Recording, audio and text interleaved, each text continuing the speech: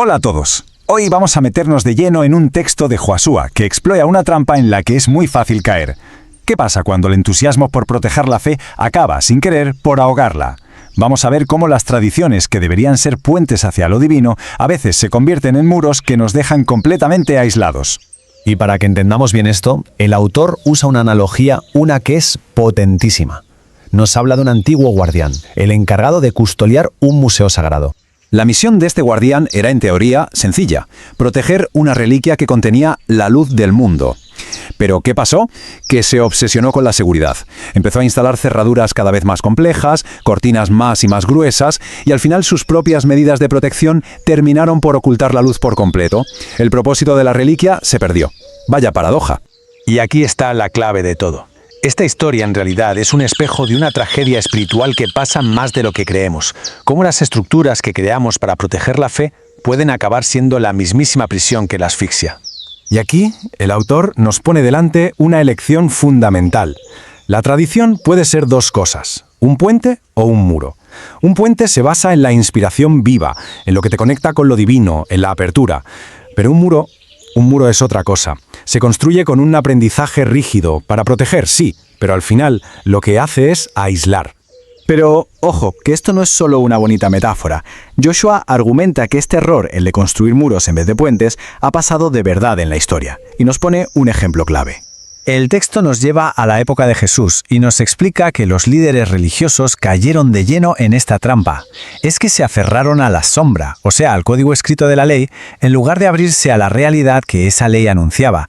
Se quedaron en la forma, sin ver que solo era una señal que apuntaba a algo mucho más grande.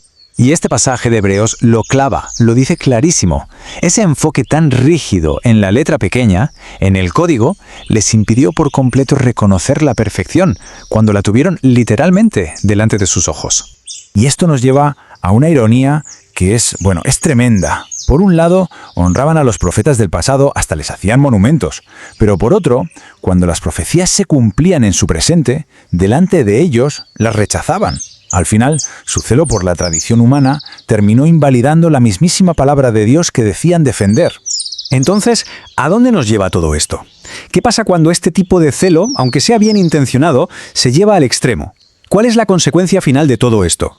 Pues el Evangelio de Juan nos lo advierte sin rodeos, y es una advertencia durísima. Muestra cómo las mejores intenciones, cuando están cegadas por una rigidez doctrinal, pueden llevar a las consecuencias más trágicas: creer que se sirve a Dios cometiendo actos de violencia.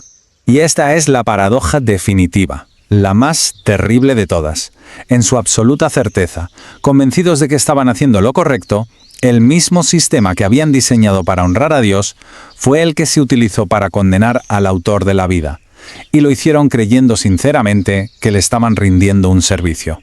Pero bueno, la cosa no se queda en este punto tan desolador. El análisis también nos muestra que, incluso en la rigidez más profunda, siempre existe un camino hacia el cambio, una puerta abierta a la misericordia. Y aquí, la historia de Saulo de Tarso es que es el ejemplo perfecto. Pensemos en él, un perseguidor celoso, defendiendo violentamente su doctrina, convencido de que hacía lo correcto, pero desde la ignorancia.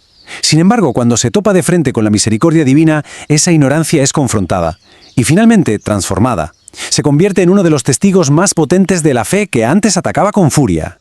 ¿Y cómo ocurre una transformación así? Bueno, pues esta sabiduría lo resume muy bien.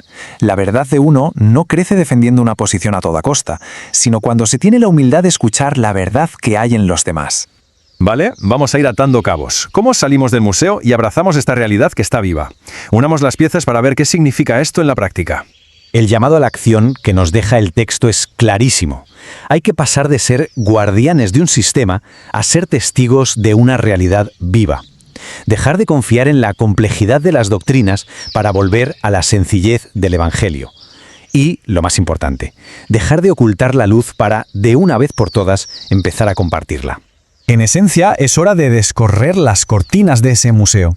Y esto significa elegir la flexibilidad del amor por encima de la dureza de la piedra y limpiar nuestra fe de toda esa rigidez que, sin que nos demos cuenta, puede llegar a asfixiarla por completo. Y así, el texto nos deja con una reflexión final, una pregunta provocadora que se queda resonando.